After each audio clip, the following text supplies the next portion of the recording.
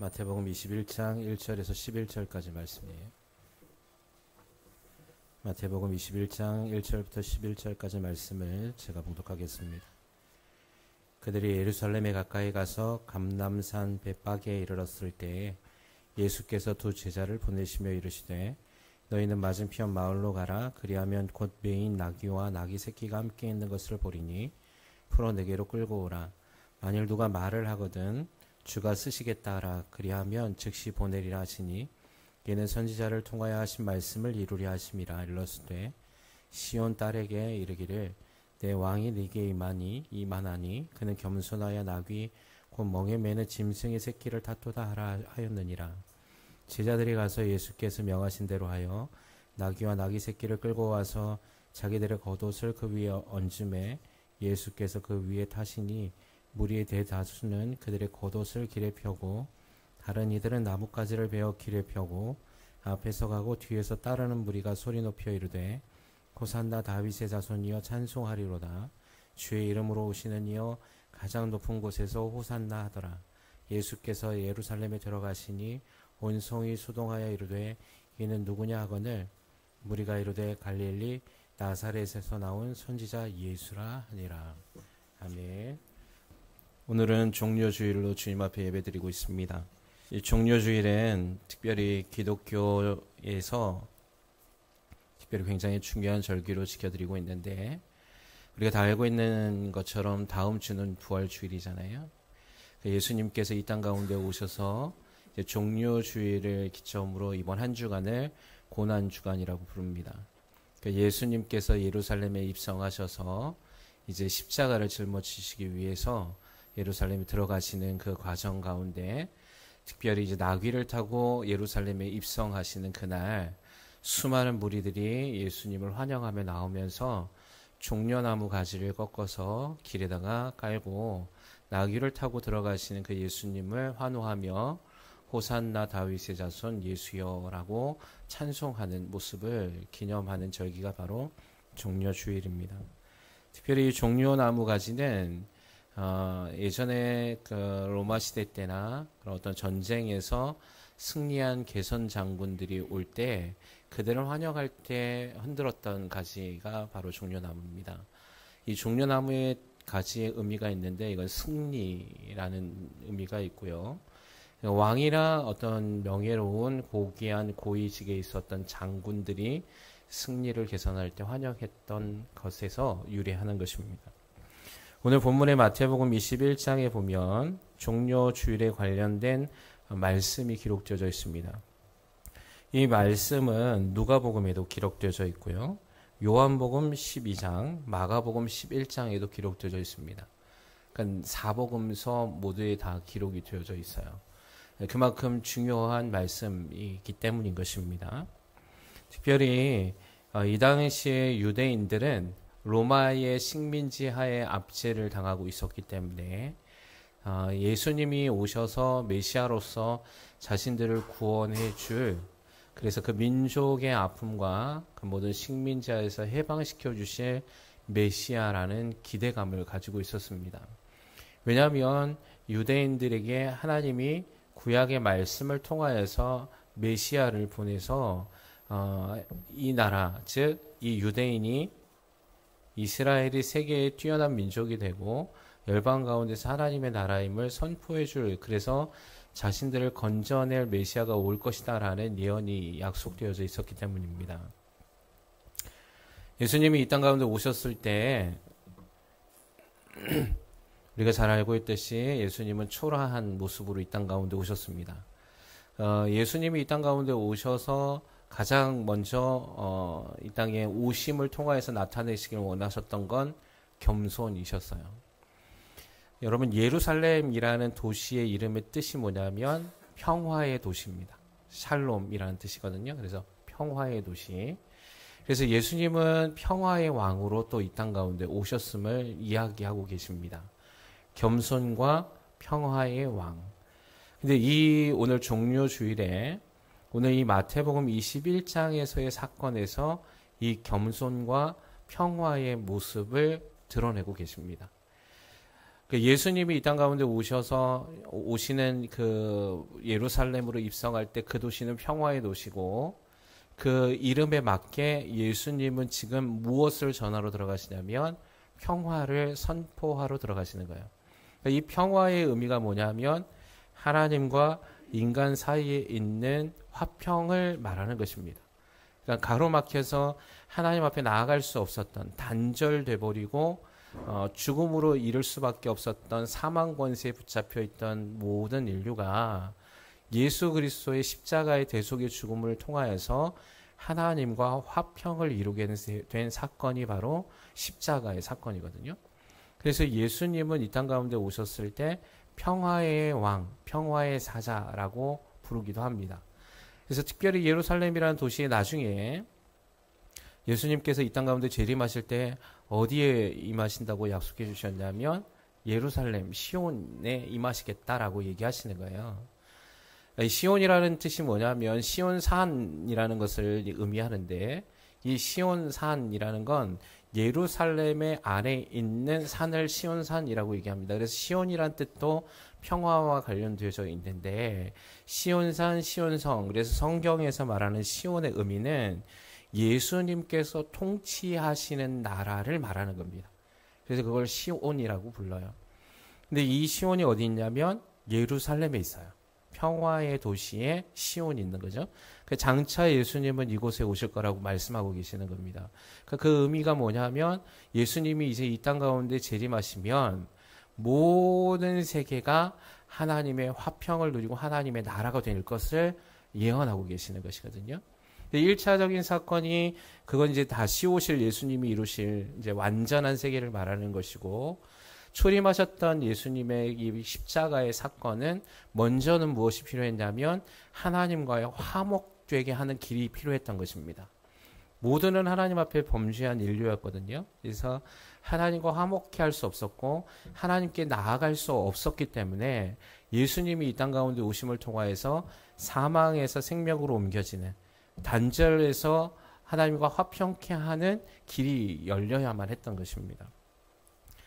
특별히 마태복음 21장 오늘 보니까 예루살렘에 이제 들어가시기 위해서 예수님이 감람산 벳박에 이르렀을 때 예수님께서 두 제자를 보내십니다. 그리고는 이렇게 얘기하십니다. 너희는 맞은편 마을로 가라. 그리하면 곧 매인 나귀와 나귀 새끼가 함께 있는 것을 보리니 풀어 내게로 끌고 오라 라고 얘기하고 있습니다. 다른 복음서에서는 나귀 새끼만을 얘기하고 있는데 마태복음에는 나귀와 나귀 새끼를 얘기하고 있습니다. 그래서 두 마리를 얘기하고 있는데, 예수님은 무엇을 타고 들어가시냐면 스가랴서에 이미 예언되어 있어요. 그래서 오늘 본문의 말씀에도 그거 예언이 나오지요. 5절에 보니까 선지자를 통하여 하신 말씀을 이루기 위해서 예수님이 일을 행하셨다 이렇게 얘기하거든요. 그게 뭐냐면 시온 딸에게 이르기를 내 왕이 내게 임하나니 그는 겸손하여서 나귀 곧 멍에 매는 짐승의 새끼를 탔도다 하라 하였느니라 라고 기록하고 있습니다. 이게 스가랴서에서도 이걸 분명히 예언하고 있는데, 메시아가 이 땅 가운데 오셔서 이제 예루살렘에 입성할 그 왕으로 이제 들어가실 때에 예수님 무엇을 타고 들어가실 거냐면 나귀 새끼를 타고 들어갈 거라는 거예요. 나귀를 타는 것이 아니라 나귀의 새끼를 타고 들어가는 것입니다. 그러니까 나귀의 새끼, 즉 뭐냐면 사람이 한 번도 타보지 않은 나귀라는 뜻이에요. 그러니까 이건 뭐냐면 순결을 얘기합니다. 다른 사람에 의해서 한 번이라도 탄 것은 더럽혀진 거거든요. 그래서 예수님이 나귀 새끼를 타고 들어가신다는 건 순결의 의미가 있고요. 더 나아가서 나귀를 타고 들어갔다는 건 예수님의 겸손성을 말씀하고 있는 겁니다. 원래 왕은 나귀를 타고 들어가지 않죠. 나귀는 뭐에 쓰는 짐승이냐면, 물론 사람이 타고도 들어가지만 나귀의 주된 목적은 짐을 옮기는 수단으로 활용되는 겁니다. 그래서 원래 왕이나 개선 장군은 말을 타고 들어가죠. 그래서 자기의 위엄을 드러내고 싶어 하는 것이고, 나는 왕이야 라는 걸 보여주고 싶은 거죠. 특별히 왕은 흰색 말들을 많이 타고 다니지 않습니까? 이단들 교주들이 흰색 말들을 많이 타고 다니더라고요. 근데 또 한 사람이 타고 다녀요. 누군지 아세요? 김정은이 타고 다니더라고요. 그래서 이게 뭐냐면 혈통, 순수성을 나타내고 싶어 하는 거예요. 흰색이란 뜻이. 자기는 순수 혈통이라는 거죠. 그걸 통해서 나는 왕이야 라고 얘기하고 싶은 거죠. 근데 예수님이 말씀하시는 순수성과 왕으로서의 겸손성은 세상과는 너무 다른 거예요. 흰색, 되게 있어 보이고 멋져 보이는 말이 아니라 보잘것없는 나귀에다가 한 번도 타보지 않은 새끼 나귀였던 거예요. 그러니까 우리가 생각하는 하나님의 순결과 세상이 말하는 순수성하고는 다른 모습을 띠는 것입니다. 여러분, 저와 여러분이 하나님의 자녀임을 믿으시기 바랍니다. 특별히 이 종료주일에 예수님이 저와 여러분을 구원하기 위해서 이 땅 가운데 오셨음을 믿으시기 바랍니다. 여러분, 주님이 이 땅 가운데 왜 이렇게 겸손의 모습으로 왜 나귀 새끼를 타고 들어가셨어야만 하는지. 여러분, 우리 모두는 하나님과 단절돼서 사망 권세 아래 있잖아요. 영원한 형벌에 떨어질 수밖에 없는 존재들이었잖아요. 여러분, 지옥이라는 곳 우리는 아무도 가본 적이 없습니다. 여기에 지옥을 경험해 보신 분 계십니까? 아무도 없습니다. 근데 성경은 그 지옥의 모습을 정확하게 얘기하고 있습니다. 거기는 구더기들도 죽지 않는다 그래요. 그러니까 죽지 않는 곳이라는 거죠. 그리고 그곳에서는 불로 사람이 소금 치듯 하리라고 기록하고 있습니다. 그게 뭐냐면 뜨거운 불의 형벌이 끊임없이 일어난다는 것이죠. 그러니까 고통이 일어난다는 것입니다. 여러분, 이게 우리가 이거 잘 느껴지지 않아요. 이 말이 뭔지를 잘 모릅니다. 그러니까 자꾸만 망각하는 거거든요. 근데 여러분 한번 생각해 보십시오. 여러분의 자녀가 여러분이 정말 고통스러워하는 그 시간을 보내고 있다면 죽어져가는 아이의 모습을 평생을 지켜보는 부모의 마음이 어떨 것 같습니까? 먹어도 먹지 못하고 모든 음식을 다 내뱉어야만 하는 아이의 모습을. 그 아이가 너무나 고통스러워서 날마다 잠을 못 이루고 부르짖으며 소리치며 자기를 좀 살려달라고 애원하는 그 모습을 보고 있는 부모의 심정은 어떨까요? 여러분이 다 부모이시기 때문에 아실 겁니다. 아마 그 부모의 마음은 찢어지도록 가슴이 아플 겁니다. 내가 더 아픈 것이 더 낫겠다라고 생각할 겁니다. 하나님께 기도할 것입니다.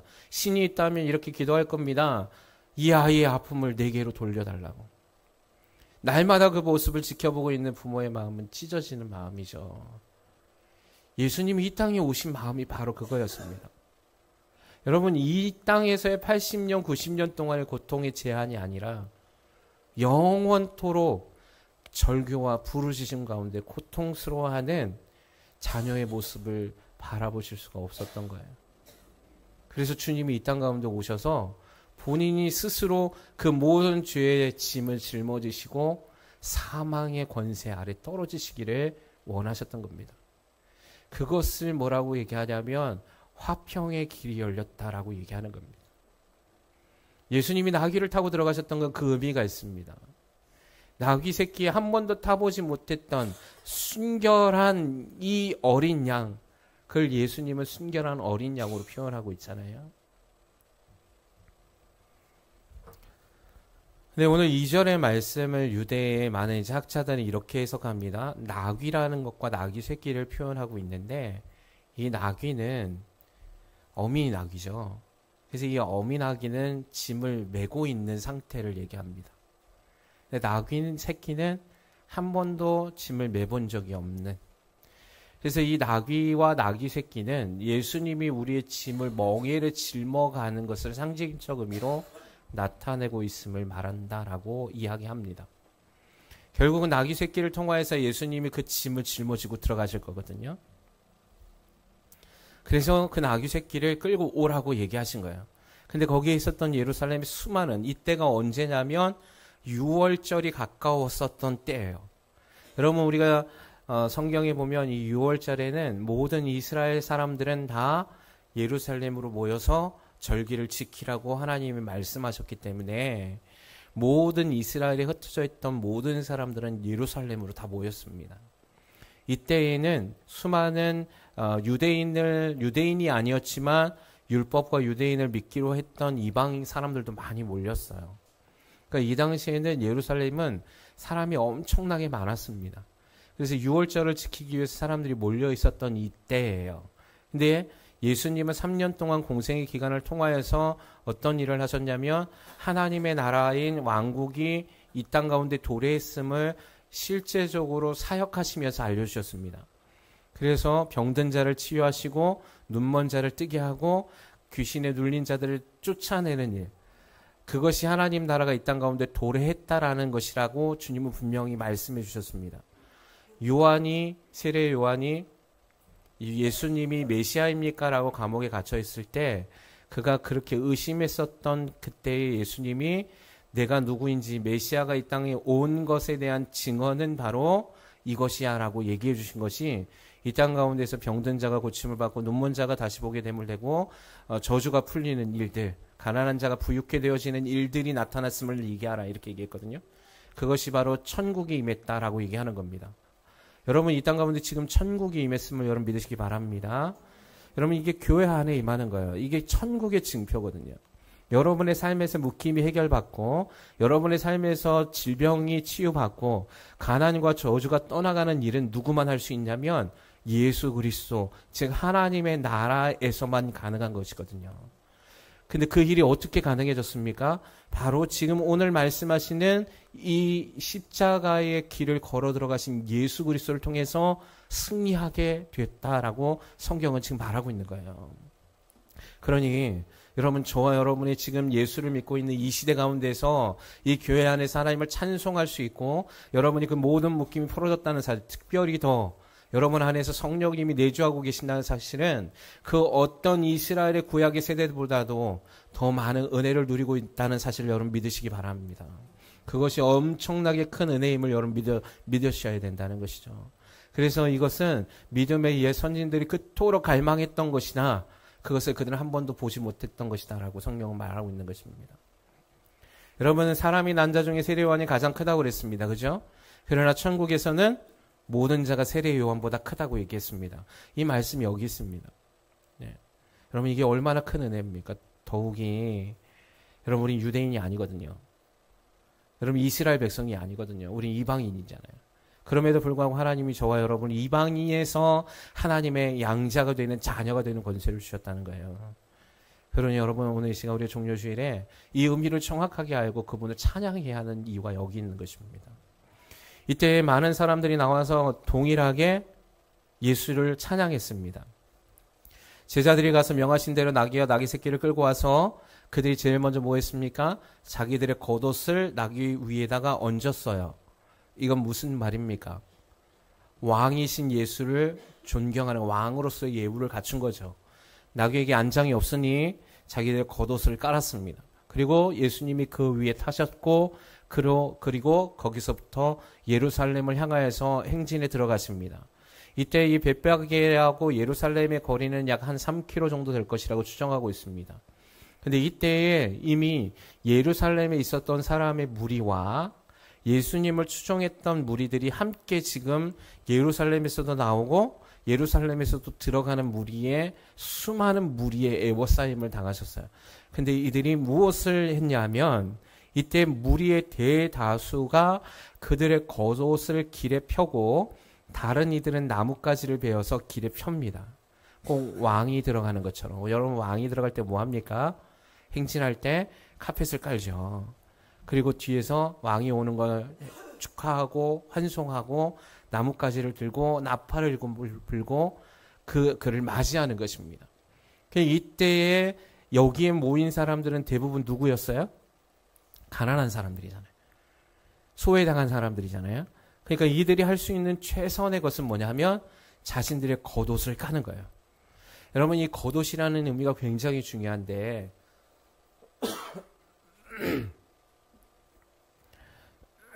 이스라엘에는 날씨가 오전에는 덥고 저녁에는 춥죠. 그래서 이 당시에 옷의 개념이 이런 양복의 개념이 아니잖아요. 통으로 쌓여진 옷 같은 걸 입는 거 여러분 이제 영화나 그런 데서 보시면 아시잖아요. 그리고 나서 겉옷 개념으로 이렇게 두건 같은 걸 이렇게 쓰는 게 있습니다. 이렇게 두건도 쓰고 이게 좀 추울 때 겉옷 개념으로 이렇게 두르는 것이 있거든요. 여러분 이 겉옷의 개념은 뭐냐면 이들은 이불이 없어요. 그렇기 때문에 이 겉옷이 저녁에 잘 때 이불과 같은 역할을 하는 거예요. 이게 없으면 추워요. 예, 잘못하면 저체온이 걸리는 거죠. 그래서 낮에는 이게 있어야만 해요. 왜? 날씨가 너무 더우니까 습도는 없으니까 그늘만 있으면 시원해져요. 그렇지 않으면 탈진하는 거죠. 그래서 우리나라는 습도가 높기 때문에 이 의미가 없죠. 우리는 옷을 껴입으면 더 찜통 같은데 중동은 그늘만 들어가면 시원해서 완전히 다른 세상에 있는 거예요. 그래서 중동에 있는 사람들은 그 더운 날에도 꽁꽁 싸매고 있는 거 아니겠습니까?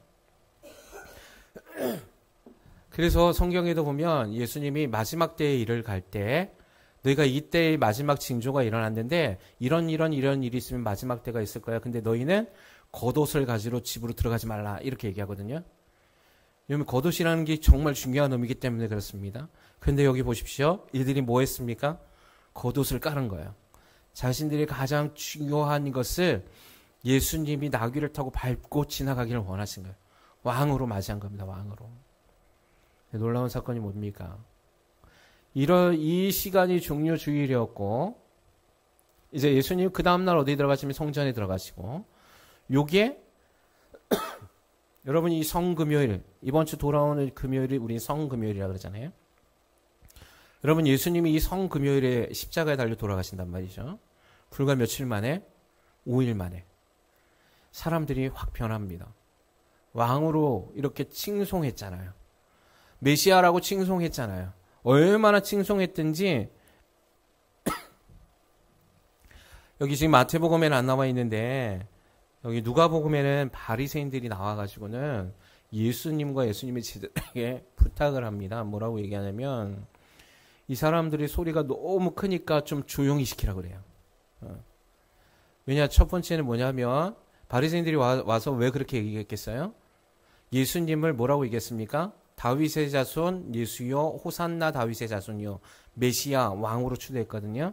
그러니까 바리새인들은 이걸 보면서 있을 수 없는 일이죠.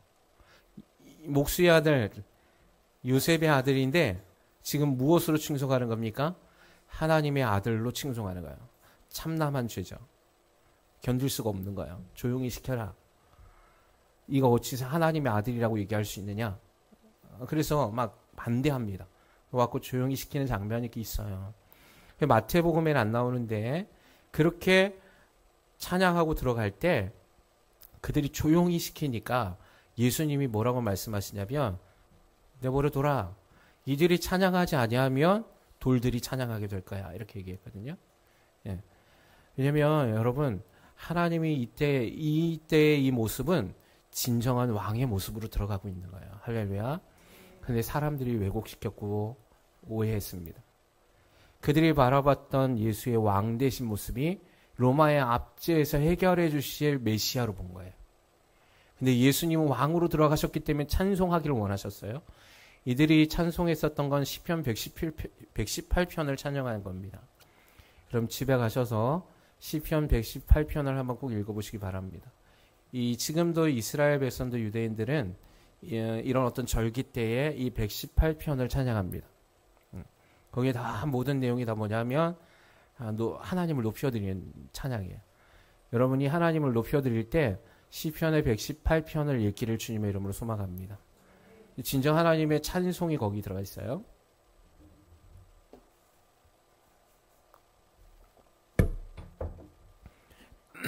어쨌든 예수님이 그렇게 들어가셨어요. 왕의 모습으로 들어가셨을 때 누가복음에 똑같은 사건이 기록되어져 있는데 예수님이 그렇게 예루살렘에 입성하시고 난 다음에 그 성을 보시고 우셨더라라고 기록되어져 있습니다.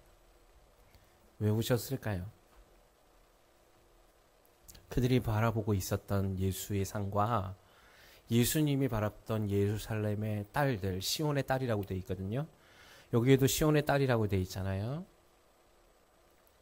여러분 이 모습을 봤을 때 여기에 시온의 딸이라는 의미는 여러분 이 전쟁 때에 보면 이 당시의 전쟁이 지금도 마찬가지죠. 우크라이나의 전쟁을 보면 알겠지만 전쟁을 하면 대부분 남성들은 전쟁에 나가서 많이 죽습니다. 그죠? 그리고 난 다음에 여자들은 뭐 합니까?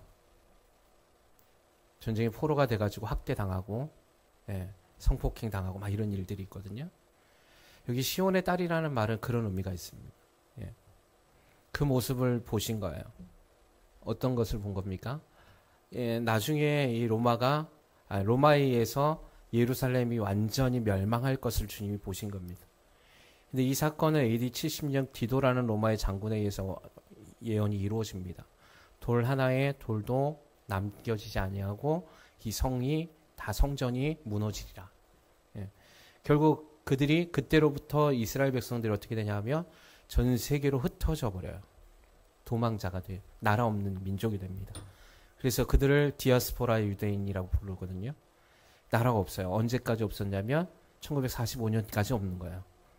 떠돌아다니고 핍박받고 독일의 나치주의에 의해서 유대인이 학살당하고 예, 세계 열방 가운데 쫓겨남을 받고 막 그런 모습들이 역사에 기록되어져 있습니다. 마태복음 21장과 지금 이 사건의 종료주의를 통하여서 예수님이 들어가셨던 그 의미에 그들이 환영했던 예수님과 진정한 왕의 모습으로 겸손과 평화의 왕으로 들어가셨던 예수님의 모습이 사뭇 너무 달랐다는 겁니다. 그들은 예수를 왕으로 받고 왕으로 모셨지만 진정한 참된 예수 그리스도를 보지 못했던 어두워진 눈을 가지고 있었다는 것이죠. 여러분 지금도 동일합니다. 주님은 동일하게 지금도 우리에게 무엇에 관심이 있으시냐면 영적인 생명에 관심이 있으십니다. 근데 우리가 지금도 동일하게 2000년 전에 있었던 유대인들의 이스라엘의 눈이 가리워진 백성들과 같이 지금 이 시대에도 예수를 알아보지 못한다면 우리 또한 예수님이 눈물을 흘리셨던 그 안타까움의 부르짖음 가운데서 주님의 마음을 아프게 해드릴 수밖에 없다는 사실을 여러분 보셔야 된다는 것입니다. 주님이 이 땅 가운데 왜 오셨습니까? 그런 고통 가운데서 우리를 건져주시기 위해서 오신 거예요. 사망과 저주와 모든 묶임 가운데 해방시켜 주시기 위해 이 땅 가운데 오셨다는 사실입니다. 그래서 주님은 겸손의 왕으로 오셨습니다. 철저하게 겸손의 왕으로 오신 거예요. 아무도 없는 마국간에서도 태어나신 거예요. 겸손하기 위해서 오신 거예요. 나의 모습은 이것이다라고 얘기하신 겁니다. 동일하게 우리도 그런 모습으로 살아가길 원하시는 겁니다. 저와 여러분이 예수의 이름을 높여드린다는 건 예수님의 모습을 닮아가는 삶을 살아가는 겁니다. 영혼의 관심을 갖고 살아가는 것입니다. 영생의 목적을 두고 살아가는 것입니다. 이 땅에 우리는 예수를 이용하는 자들이 되지 말아야 하는 것입니다. 예수님이 로마의 왕이 돼서 내가 한 자리 차지할 거야 라는 그런 이 세속적인 목적으로 주님을 찾아서는 안 된다는 것이에요. 근데 우리가 얼만큼 주님의 그 뜻을 헤아려 드리고 있는지 이 종료주일에 우리가 그 주님의 마음을 헤아려 드리기를 주님의 이름으로 소망합니다.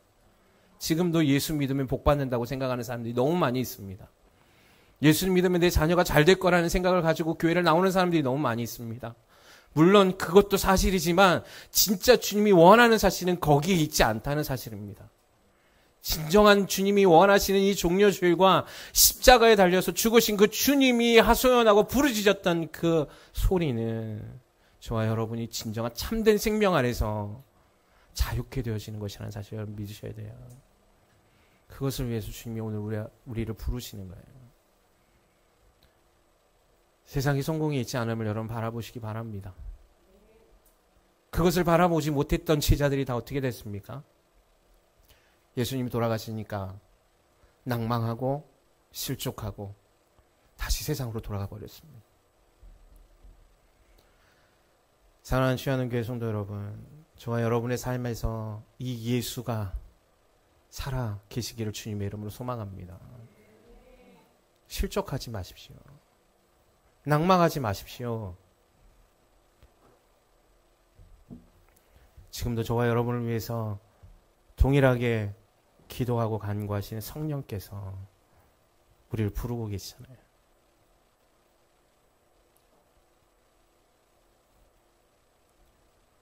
우리가 참된 자유 안에서 주님을 만나기를 주님이 원하고 계시잖아요.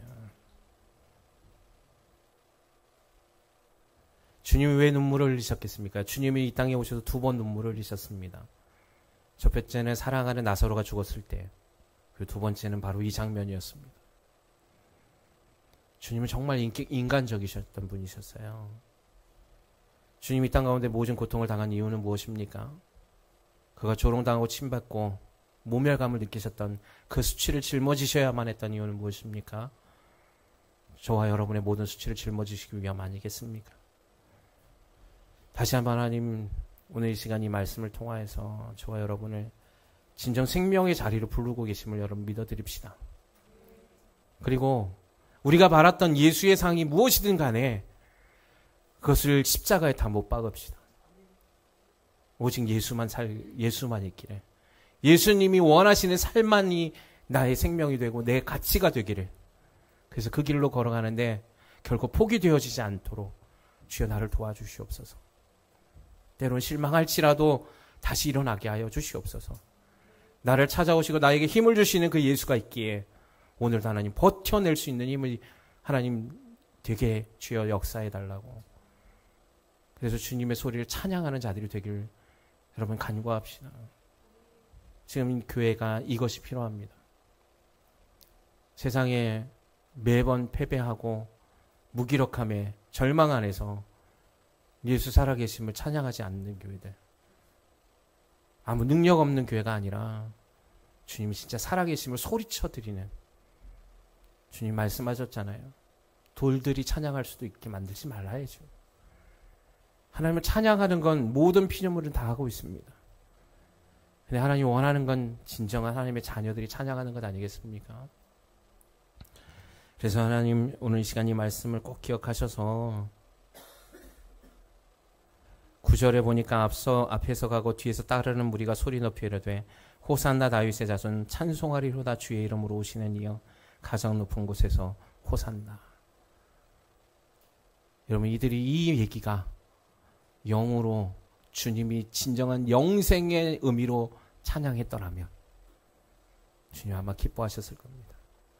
그래서 지금 이 시대에 이 찬양을 올려드리는 교회가 우리 교회가 되길 주님의 이름으로 소망합니다. 여러분의 삶이 되기를 소망합니다. 여러분의 가정이 되기를 소망합니다.